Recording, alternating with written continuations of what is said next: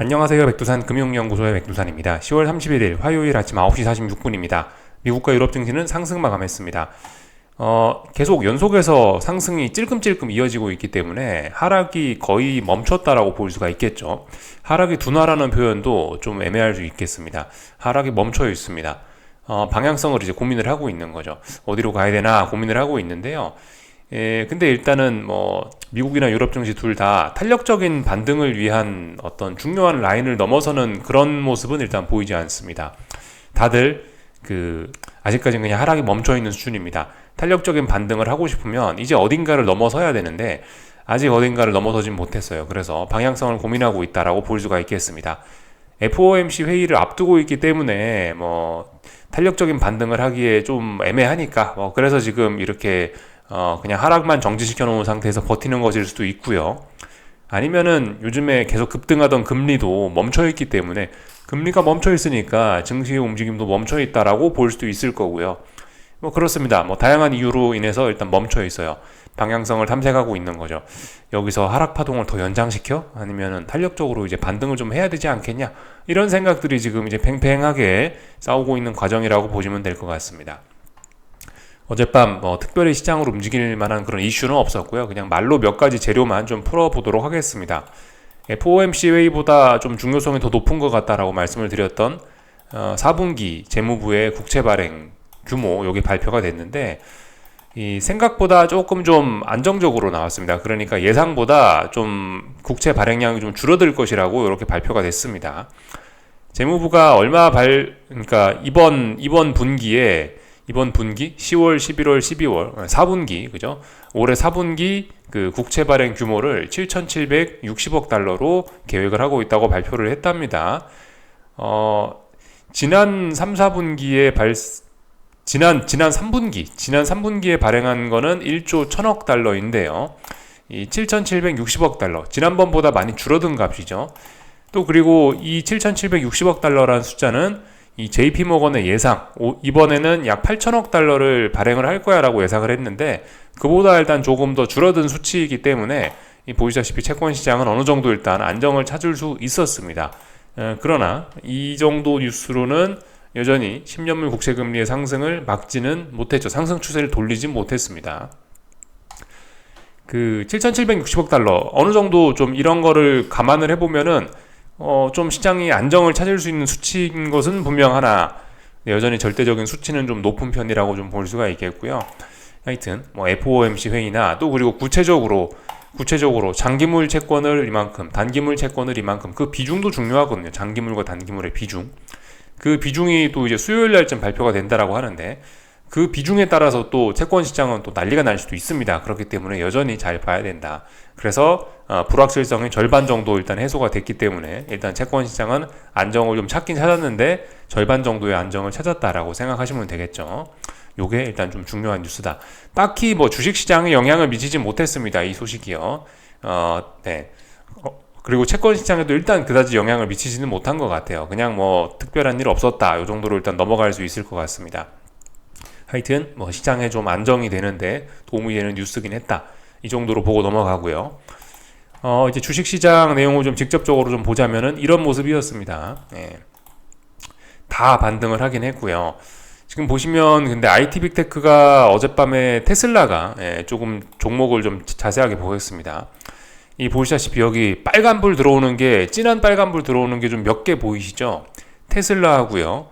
그리고 여기 반도체 섹터에서 보시면은 여기 ON이라 써있는 온 반도체 얘가 21% 폭락을 하면서 반도체 섹터와 테슬라가 좀 진한 빨간불이 들어왔습니다. 이런 모습으로 봤을 때 IT 빅테크 그러니까 나스닥이 조금 약했던 게 좀 이해가 되시죠, 그죠? 나스닥이 어젯밤에 상승률이 S&P보다 조금 못났다. 이 정도를 일단 참고적으로 보시면 될 것 같고요. 테슬라가 저렇게 급락했던 거는 어제 나왔던 파나소닉의 좀 앞으로 배터리 시장의 전망에 대한 안 좋은 그런 앞으로 배터리 시장이 안 좋다라고 그런 전망을 했다라고 하는데 파나소닉이 그거에 영향을 좀 많이 받았겠죠. 테슬라가 제가 알기로 파나소닉 배터리를 많이 갖다 쓴다라는 걸로 대충 알고 있는데 하여튼 그거에 영향을 좀 받은 것 같기도 하고요. 그 좀 전에 보셨던 온 반도체 요거 같은 경우는 뭐 내년에 반도체 시장의 전망이 안 좋다라는 뭐 그런 이야기를 했다고 합니다. 그래서 온 반도체 엔비디아는 사실 1% 넘게 올랐는데 온 반도체가 21% 넘게 급락 폭락을 하면서 이 반도체 지수가 통째로 하락 마감을 했더라고요. 제법 많이 빠졌더라고요.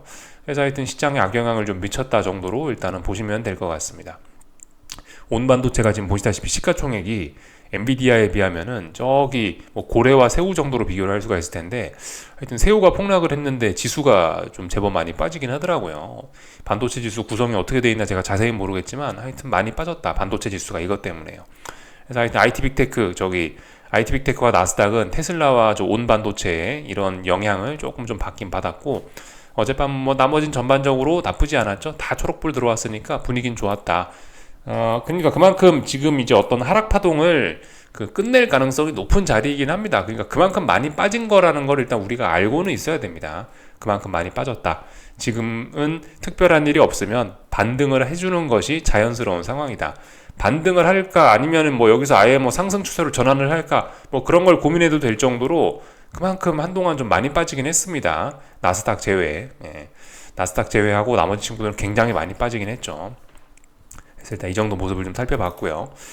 참고로 어젯밤은 보시면 결과적으로 대형주가 좀 많이 움직인 셈이지 않습니까? 그죠? 금융주, IT 빅테크 얘네가 좀 많이 움직였으니까 러셀 지수 같은 친구들은 보시다시피 계속해서 서운한 모습을 보이고 있다. 분봉만 봐도 우리가 이거 음봉 마감한 걸 알 수 있겠죠? 시가가 여기인데 종가가 여기니까 음봉으로 마감했구나. 얘는 또 매도세가 누적이 되었겠구나. 이렇게 좀 볼 수가 있겠죠. 러셀 지수는 지난주 금요일 날인가 추세가 아예 붕괴가 됐다라고 말씀을 드렸었는데 하여튼 안 좋다라는 거 일단 말씀을 좀 드리고 좀 자세히 이제 하나씩 보겠습니다. S&P부터 좀 하나씩 보자면요. S&P는 사실 그래도 어느 정도 좀 탄력적인 반등을 할 수 있는 뭐 그런 밑바탕 정도는 일단 좀 만들었다라고 좀 보여집니다. 물론 이 중요한 자리는 여기에요. 4200을 넘어가야 이제 본격적인 탄력적인 반등입니다. 사실 이렇게 좀 볼 수가 있겠는데요. 이 10월 26일 날 목요일 날 이날입니다. 이 목요일 날 급락했던 게 사실 이 봉이 정말 중요한 봉인 거고요. 그래서 이 봉을 우리가 어떤 매매 기준 이런 걸로 좀 매매 기준 분석의 기준으로 좀 삼아야 되는데요. 27일 금요일 같은 경우는 여기서 그냥 조금 더 연장해서 그냥 빠진 거고, 결과적으로 하여튼 이 봉 26일 날 봉을 얘를 완전히 이제 극복을 해야 얘가 이제 탄력적인 반등을 할 수 있는데, 보시다시피 아직 이 음봉을 넘어서진 못했죠. 그래서 의미 있는 매수세인 건 맞습니다. 그래도 지난 이 하락 파동을 멈출 수 있는 그래도 의미 있는 매수세 정도라고 일단 봐줄 수는 있는데요. 하락이 둔화되고 하락이 멈추고 그런 의미 있는 매수세라고 할 수는 있는데, 근데 이 매수세가 조금 약한 겁니다. 아직 여기를 넘어서지 못했기 때문에 여기를 넘어서면은 본격적으로 이제 탄력적인 반등을 할 수 있는데, 그건 아직 어려운 거죠. 이 정도 모습 볼 수가 있겠고요. 그래서 이제 중요한 이벤트를 기다리고 있는 거죠. 여기서 이제 더 올라가야 되나 내려가야 되나 옆으로 기면서 이제 고민하고 있는 겁니다. 그리고 나스닥은 보시다시피 나스닥도 그래요. 나스닥도 결과적으로 목요일 날 급락했던 이 10월 26일 날 이 음봉이 중요한 건데, 이 음봉을 아직 극복하지 못하고 있습니다. 그렇기 때문에 얘도 아직까지는 그냥 하락이 둔화가 되어 있다, 하락이 멈춰 있다 이 정도까지지 아직 탄력적인 반등 이렇게까지 이야기하기는 어렵습니다. 탄력적인 반등을 하기에는 일단은 아직까지 좀 힘에 딸리는 모습을 보여주고 있어요. 그렇기 때문에 이게 의미 있는 매수세, 이 탄력적인 반등이 나온다는 신호가 없기 때문에, 그러니까 저는 하방 포지션을 계속 들고 간다 이겁니다. 물론 많이 빠졌기 때문에 탄력적인 반등이 나올 만하긴 하나, 근데 이제 저는 이 나스닥 하방 포지션은 단타 매매로 접근한 게 아니고 중장기적인 투자 목적으로 접근을 한 거기 때문에 저는 가만히 있는다. 모든 물량 다 들고 간다라고 이렇게 말씀드릴 수가 있겠습니다. 그래서 오늘 밤 뭐 해야 될까요? 오늘 밤에 이제 여기 중요한 저항이죠. 이 저항을 테스트하는 날이다라는 겁니다. 그래서 여기까지 일단 다 봤습니다. 물론 나스닥은 그래도 강하기 때문에 보시다시피 어젯밤에 좀 한번 많이 올랐었어요. 많이 올랐다 빠지면서 탄력적인 반등을 좀 시도를 하긴 했습니다. 그래도 시도는 할 수 있지 않습니까? 그죠? 나스닥은 굉장히 강하기 때문에 이런 시도는 한다 볼 수가 있겠고요. 참 어제 미국 증시가 갭상승 출발하지 않았습니까? 그죠? 여기 가만히 보시면 어제 미국 증시 갭상승 출발했습니다. 어제 한국 증시, 어제 아시아 증시도 장중에 제법 강했었죠.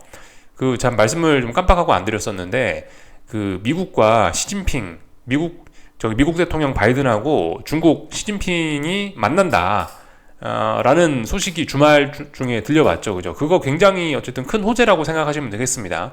그래서 이 보시다시피 미국 증시와 어제 아시아 증시가 비교적 좋은 모습을 보였던 것 같습니다. 그 호재를 재료로 삼아서 어젯밤 좀 오른 것도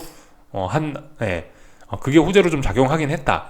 근데 일단 그거는 아직까지는 일단 뭐 단기적인 호재 정도로 바라보시는 게 좋을 것 같습니다. 일시적인 호재 그 정도로 일단 바라보시는 게 좋을 것 같고, 그래서 일단 뭐 보시다시피 재료가 뭐 그다지 강력한 건 아니기 때문에 일단은 뭐 그걸 갖고 증시가 탄력적인 반등으로 전환하기는 좀 그렇죠. 그래서 일단 뭐 시장의 반응은 일단 조금 떨떠름했다. 근데 어쨌든 대단합니다. 그걸로 갭상승 출발을 했고 이 갭을 유지를 했어요. 하루 종일 어쨌든 대단히 강한 거라고 볼 수가 있겠습니다. 그래서 이 실제로 선물 차트에도 보시면은 일봉상의 나스닥인데요. 여기 보시면 갭이 메워지지 않은 갭이 생겼습니다. 분명히 메우겠죠. 언젠가요? 언젠가 메울 수 있는데 언제 메울지 모릅니다. 하여튼 갭이 생겼구나. 이 하루 종일 열려서 거래가 되는 이 미국 주식 선물 이 지수 차트에 이렇게 갭이 생겼다라는 건 사실 좀 굉장히 좀 독특한 일이긴 합니다. 이 갭 자리 잊지 말자고요. 언젠가 메꿀 거다. 언제 메꿀지, 바로 메꿀지, 아니면 뭐 시간이 제법 걸려서 메꿀지, 일단 메꿀 거다라는 거 일단 한번 우리가 좀 기억을 하면 좋을 것 같습니다. 거의 99.99999%의 확률로 메꿉니다. 갭은요. 안 메꾸는 사례를 제가 몇 번 봐서 100%라고 말씀 못 하겠는데, 100%라고 이야기하진 못하겠는데 메꾸긴 메꾼다. 높은 확률, 매우 높은 확률로 메운다. 갭이 생겼구나, 나스닥에. 이 정도 생각하시면 되겠습니다. 저기 참 S&P에도 갭은 생겼습니다. 여기 보시면 조금 갭 생겼죠? 여기 27일날 종가하고 30일날 시가하고 여기 뭐 사이에 갭이 있잖아요. 그죠? 갭이 있긴 있습니다. 갭이 생겼다. 저게 기술적으로 지금 일단 하락이 진행되고 있는 와중에 저렇게 갭이 생긴 거는 어떤 좀 기술적으로 좀 취약점이 생긴 게 아닌가 싶기도 하고, 하여튼 뭐 아직까지는 잘 모르겠습니다. 하여튼 갭이 생겼다라는 거 정도만 우리가 기억을 하고 있자 말씀을 좀 드려봤어요. 러셀 지수는 뭐 다행히 선물 지수상에서는 양봉이 나오긴 했는데 이게 의미 있는 매수세는 아니죠. 전일 음봉도 극복하지 못하고 있다. 계속해서 빠지고 있다. 그리고 지금 이제 하고 있는 게 뭐냐면 러셀 지수는요. 여기 그 지난번에 붕괴됐던 전저점 자리, 이게 왜 시계가 왜 두 개가 됐지? 이게 뭐지 이거? 컴퓨터가 뭔가 오류가 난 것 같아요.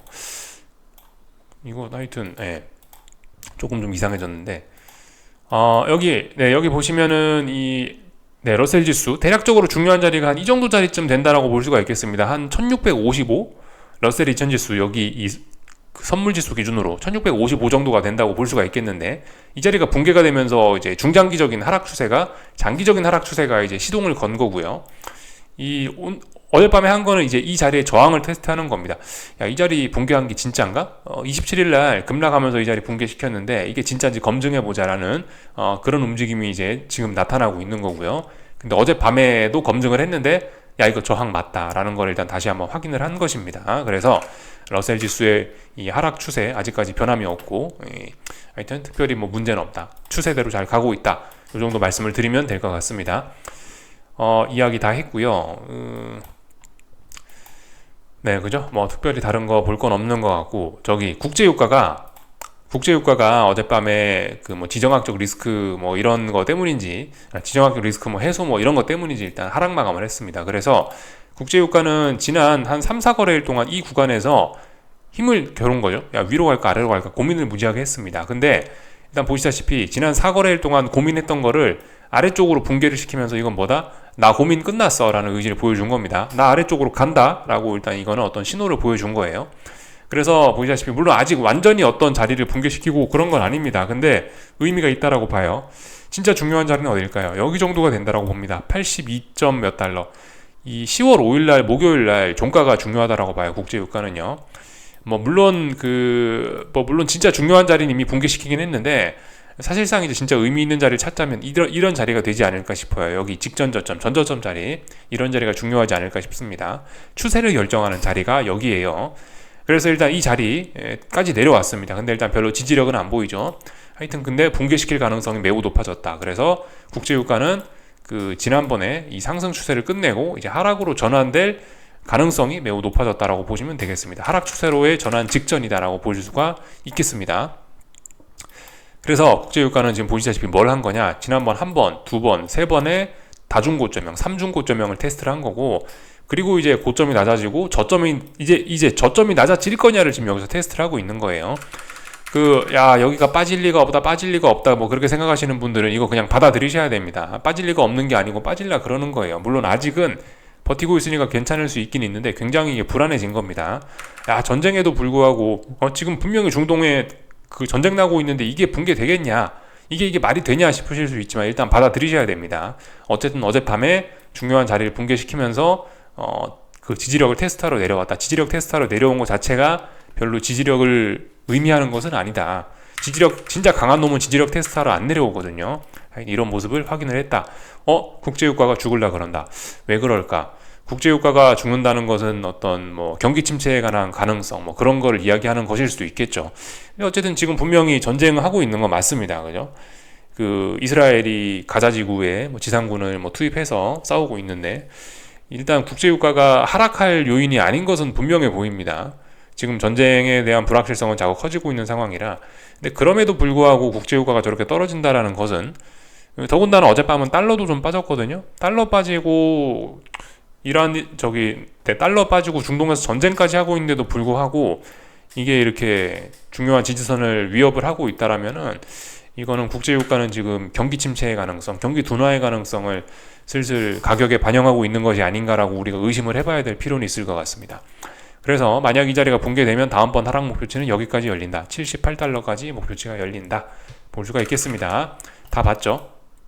국제유가 한번 쭉 봤고요. 어젯밤 금리와 달러 이야기 좀 하도록 하겠습니다. 금리와 달러 뭐 별일 없었어요. 10년물 국채금리인데요. 어젯밤에 4.8짜리 지지력을 재차 확인했다. 뭐 그 정도로 보시면 되겠습니다. 어쨌든 그 재무부의 국채 발행 규모가 예상치보다 작긴 했지만 부담스러운 수준은 맞으니까 일단 하반 경직성은 계속해서 보이고 있습니다. 그래서 이렇게 잘 올라가고 있는 그런 상황인데요. 이 정도 올라서는 지금 증시에 별 반응은 없죠. 5% 넘어가야 5% 돌파한짝 해야 증시가 깜짝 놀랄 겁니다.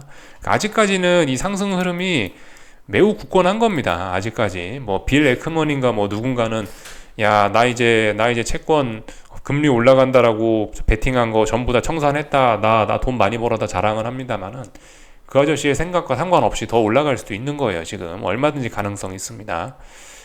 그래서 한편으로 어쨌든 약간 좀 고민도 되긴 돼요. 어차피 제가 이제 여러분들께 어떤 단기 매매에 관한 경험을 조금 좀 나눠보자라고 이야기를 좀 드렸는데, 그래서 이게 어차피 지금 더 올라갈 것이라고 생각을 하고 있고, 제가 또 그리고 실제로 이 추세가 끝난 것도 아니고 어차피 단기 매매, 내가 중장기적으로 할 것도 아니고 단기 매매 할 거라면은 차라리 지금 채권 금리가 더 올라간다라는 거에 베팅하는 모습도 한번 보여주는 게 좋지 않을까라는 생각 좀 하고 있습니다. 근데 일단 지금 상황에서 솔직히 좀 손이 쉽게 나가는 그런 건 아니라서, 왜냐면 우리 알죠? 지난 3년간 요렇게 그 초강력한 금리 상승을 보여준 상황이기 때문에 이런 자리에서 제가 항상 드리는 이야기가 있죠. 추격은 지금 좀 그런 것 같다. 추격은 부담스러운 자리다. 그렇다고 반대쪽으로 베팅하기도 부담스럽다. 지금 뭐 해야 되냐? 가장 좋은 거는 가만히 있는 게 가장 좋다라는 그런 이야기, 관망의 자리다라고 그렇게 평상시에 표현을 하는 딱 지금 그런 자리이긴 한데요. 아무튼 뭐 근데 단기적으로 뭐 조금 더 올라갈 것 같고, 단기적인 매매 하면은 뭐 기대 수익률도 큰 건 사실입니다. 변동성이 워낙 크고 지금 자리에서 만약 위쪽으로 올라간다라고 하면 또 급등할 거거든요. 단기적으로 큰 수익률을 좀 기대할 수 있긴 한데 일단 조금 좀 고민이 되긴 합니다. 이게 뭐 지금 자리에서 이런 거를 금리를 상승으로 한다고 이걸 상승으로 추종을 하는 게 사실 좋은 투자 습관을 형성하는 데는 별로 도움이 좀 되지 않는 것 같아서 조금 좀 고민을 하고 있어요. 아무튼 뭐 그런 생각이 있다. 그래서 만약 여기서 제가 뭔가를 보여드린다라고 한다면은 지금 4.8이라는 자리를 기준으로 해서 어쨌든 금리가 하반 경직성을 보이고 있으니까 그럼 여기서 채권 금리 상승에 베팅을 한다면 여기서 이 금리 상승하는 걸 매집하는 모습을 보여드려도 괜찮겠구나 라는 생각을 일단 하고는 있습니다. 참고로 오늘 녹화 전에 조금 전에 그 계좌 정리는 다 끝났고요. 계좌 다 뭐 만들어서 돈 다 옮겨놓고 달러 다 옮겨놓고 했으니까 일단 뭐 되긴 됐고, 일단 조금 좀 고민 좀 해볼 예정입니다. 그렇다. 하여튼 근데 금리가 떨어지는 거에 베팅하기는 아직은 좀 그점 기준은 있다. 5%라는 기준은 있습니다만 아직 좀 부담스럽다. 금리 떨어진다에다 베팅하기도 부담스럽고 올라간다에다 베팅하기도 좀 부담스러운 그런 상황입니다. 그래서 일단 이 정도 좀 볼 수가 있을 거고요. 하여튼 이런 똑같은 상황을 놓고도 다양하게 생각을 할 수 있다라는 겁니다. 위쪽으로 당연히 베팅할 수 있죠, 그죠? 아래쪽으로도 베팅할 수 있고 근거는 둘 다 있다. 한편으로 따지면 이게 어쨌든 그 정배열 중이기 때문에 위쪽으로 베팅하는 건 부담이 없을 수 있는 자리이기도 합니다. 그러나 3년간 올랐었기 때문에 조금 좀 부담이 좀 없지는 않습니다. 하여튼 뭐 고민을 좀 해볼 자리다. 이 정도 말씀 일단 드리고 아직 뭘 정한 건 아니다. 2년물 금리도 뭐 특별히 반응 없고요. 그죠? 2년물 금리는 결과적으로 여기에서 좀 저항을 만들어내는 그런 모습이 그런 모습이 등장하고 있는 것 같습니다. 여기 중요한 저항인데 다중고점형 만들어지면서 이렇게 더 이상 못 넘어가는 듯한 모습이 나오고 있긴 해요. 뭐 일단 특별히 방향성은 없고 참고적으로 봤고요. 달러도 일단 상승에 제한이 되고 있습니다. 달러도 이렇게 제한이 되고 있어요. 답답한 구간 안에서 방향 탐색하고 있다. 이 정도만 뭐 간단하게 보면 될 것 같습니다. 다 봤죠?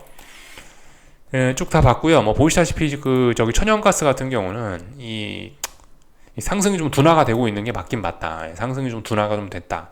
이게 지난번에 여기서 너무 많이 빠져버렸기 때문에 올라가더라도 상승이 좀 둔화가 되고 있다. 굉장히 개인들의 추격을 좀 굉장히 철저히 차단하면서 서서히 올라가고 있는 일단 그런 모습입니다. 또 지금 조정 중인데요. 상승 추세 중에 눌림이니까 조정 맞는데 조정 중이긴 조정 중인데 어쨌든 눌림시 매수가 맞겠죠. 근데 눌림시 매수할 건데 아직 눌림시 매수할 만한 그런 매수세는 보이지 않는다. 뭐 이 정도 말씀드리면 되겠죠. 참고로 이건 뭐 기술적인 이야기하기 좋아서 그냥 한 번씩 보여드립니다. 다 본 것 같아요. 뭐 나머지 특별히 볼 만한 건 없는 것 같고 다 봤죠. 어젯밤 있었던 일들요. 다 봤고 오늘 한국 증시는 좀 흐름이 좀 부진하네요. 안타깝네요. 그죠? 오늘이 이제 지금 한국 증시 특히 코스피가 하고 있는 게 뭐냐면요. 탄력적인 반등을 위한 저항을 테스트했네요. 어젯밤에 미국 증시가 상승 마감을 했기 때문에 한국 증시도 네가 가니까 나도 간다. 나도 갭상승 출발하면서 야심차게 갭상승 출발을 하긴 했는데요. 그러면서 장 초반에 강력한 매수세를 좀 보여주면서 이 위쪽에 중요한 저항들 26일날 목요일날 나왔던 시가 자리를 분명히 테스트를 했죠. 그죠? 테스트를 했는데 일단 아직까지는 분위기가 안 좋은 모습입니다. 그죠? 10시 9분 아침 10시 9분인데 10시 9분 현재 이거는 저항을 의식하는 모습입니다. 장막판까지 봐야 됩니다. 장막판까지 봐서 이게 쭉 올라와가지고 결과적으로 양봉으로 마감을 할 수도 있는 거잖아요. 그죠? 오늘은 일단 힘을 겨루는 날이기 때문에 어떻게 될지 모르는 거고 하여튼 만약 지금 10시 9분에 보이는 지금 이런 모습대로 오늘 마감을 한다고 하면은 결과적으로 탄력적인 반등의 꿈은 저 멀리 좀 사라지는 것일 수 있습니다. 지금 현재 모습은 이제 뭐냐면은 이건 그죠? 탄력적인 반등을 시도를 했는데 실패하고 있는 이런 모습입니다. 아직 마감이 안 돼서 뭐 실패라고 완전히 딱 단정 지을 수는 없지만 일단 좀 어려워하는 모습이긴 합니다. 오늘 하고 있는 건 10월 26일 날 목요일 날에 시가를 이 시가에 대한 저항을 테스트하고 있다. 그리고 동시에 아래쪽으로는 이 309에 대한 지지력도 테스트하고 있다 이겁니다. 그래서 일단 위쪽에 313이라고 할게요. 이날 시가를요. 313에 대한 저항 테스트는 일단 끝난 것으로 보이고 지금은 309에 대한 지지력을 테스트하고 있는데 일단 뭐 지지력이 좀 보이면은 다행인데 지지력이 안 보이면 또 급락할 수 있다. 뭐 이 정도로 오늘 장중 흐름 말씀드리면 될 것 같아요. 그래서 하여튼 오늘 어떻게 마감되나 보자. 오늘 탄력적인 반등 할 수 있나 없나 보자. 뭐 그 정도 간단하게 좀 말씀드리면 될 것 같고 말씀드렸죠. 이게 그냥 하락이 좀 둔화됐다라고 보는 게 맞다고요. 아직까지는요. 물론 309라는 자리를 지키고 있습니다만은 지키는 건 지키는 거고 올라가는 거는 또 다른 거죠. 그죠? 지키는 거하고 올라가는 건 분명히 다른 개념이다. 그래서 언제든지 이 하락이 연장이 될 수 있는 그런 가능성이 있다라는 거 볼 수가 있겠습니다. 제가 지난번에 이런 이야기를 좀 드렸는데요. 만약에 투기적인 저였다면 여기서 만약 굉장히 투기적인 저였다면 여기서 상방 베팅을 하는 게 아니고 여기쯤에서 상방 베팅을 했을 거다라는 이야기를 드렸고요. 여기쯤에서 상방 베팅을 309를 기준으로 해서 막 했어요. 저는 만약에 오늘 이렇게 마감이 되면은 여기쯤에서 상방 베팅한 거는 없애버리겠습니다. 왜냐? 이거 매도세 확인했으니까. 매도세 확인이 이렇게 되면은 매도세 이렇게 확인이 되면 위쪽으로 못 올라가는 거니까 상방 베팅의 의미가 없어지죠. 그럼 일단 안 하겠다. 물론 저는 한국 증시 하방 포지션 장기적으로 쭉 끌고 오고 있습니다. 몇 년째 지금 하방만 들고 있어요. 예. 이거는 그냥 가상의 이야기를 하는 겁니다. 여기까지 좀 말씀을 좀 드리면 될 것 같습니다. 코스닥도 그냥 잘 빠지고 있어서 이거 뭐 제가 드릴 이야기가 없어요. 탄력적인 반등 뭐 그런 거 이야기하긴 좀 그렇고 하여튼 잘 빠지고 있습니다. 뭐 이 정도면 이야기가 될 것 같습니다. 그래서 오늘 그 어떤 힘을 겨루고 있다. 더 올라갈 수 있는지 또 아래쪽으로 급락은 막을 수 있는지 그런 걸 힘을 겨루고 있는 그런 과정이고 마감 어떻게 되는지 잘 지켜보자. 이렇게 좀 말씀드리면 될 것 같고요. 환율은 어제 저기 달러 인덱스가 하락을 하면서 이렇게 지금 환율이 또 급락을 했는데 급락까지는 아니고 4원 정도 이제 적당히 하락을 하고 있는데요. 눌림시 매수가 가능하긴 가능합니다. 가능하긴 가능한 자리인데요. 근데 지금 눌림시 매수로 보기에는 좀 껄끄러운 점이 있어요. 너무 많이 내려왔다는 겁니다. 그러니까 뭐 예를 들어서 이게 예를 들어 요런 상승의 기울기 혹은 요런 상승의 기울기를 가지고 이렇게 올라가고 있었다라고 생각을 하신다면은 이번에 여기까지 내려왔어서는 안 됐거든요. 이번에 이렇게 많이 내려왔어서는 안 된다. 사실 건전하게 정말 잘 오르고 싶으면 여기서 얼마 안 빠졌어야 됩니다. 뭐 예를 들면 한 48원 정도에서 지금 지키고 있거나 이런 모습을 보여줬어야 되는데 지금 거의 보시면 지난번에 만들어놨던 지지력 영역 부근까지 내려왔잖아요. 거의 삐까삐까하게 내려왔잖아요. 이런 상황이면은 이거는 별로 일단 지지력으로서의 신뢰도는 조금 좀 떨어질 수 있다. 이렇게 한 번 떨어진 거 이렇게 한 번 정도는 눌림시 매수 하는 게 맞을 수 있으나 한 번 더 세 번째를 내려왔다. 이거는 조금 이제 좀 고개를 좀 갸우뚱해봐야 되는 거긴 합니다. 이런 상황에서 세 번째 내려왔을 때 눌림시 매수는 그죠? 그 말씀드렸죠. 어떤 3의 법칙 이런 거, 어떤 지지선이 있다. 어떤 지지선이 있는데 이거를 두 번까지는 해먹을 수 있다. 이렇게 두 번까지는. 근데 한 번 더 해먹으면 이거는 붕괴시키겠다는 의미다. 이런 식으로 이야기해드린 게 있죠. 3의 원리가 좀 중요한데 이건 사실 좀 어떤 그런 측면에서 봤을 때 이거는 지지력으로서의 의미는 좀 약할 수 있다. 하여튼 근데 뭐 워낙 혼란한 구간이고 박스권으로도 사실 뭐 볼 수 있기 때문에 하여튼 뭐 달러 매집하실 분들은 뭐 매집하자만 할 수도 있다. 근데 하여튼 계속해서 답답하다. 하여튼 근데 저는 달러 일단 뭐 상승 추세 중인 건 맞고 이 달러가 사실 뭐 가장 유망한 자산이 아닌가. 달러 강세하고 금리 강세가 사실 지금 상황에서 가장 눈에 띄게 강한 추세가 아닌가. 가장 좀 분명한 추세가 아닌가라고 좀 그렇게 생각을 하고 있습니다. 나머지 더 드릴 이야기는 없고요. 하여튼 그래서 뭐 잘 움직이고 있다라는 거 뭐 특별히 다른 거 드릴 이야기 없네요. 하이닉스 보시면은 눌림시 매수를 눌림시 매수 생각하시는 분들이 많으실 텐데 오늘 이렇게 마감이 되면 눌림시 매수 못 하는 거죠. 그냥 계속 빠지는 겁니다. 이렇게 되면요. 그래서 다른 거 드릴 이야기는 없다. 여기까지 말씀드리면 될 것 같습니다. 여기서 마치겠습니다. 궁금한 거 리플 남겨주시고요. 오늘 저녁에 뵙도록 하겠습니다. 여기서 마치겠습니다.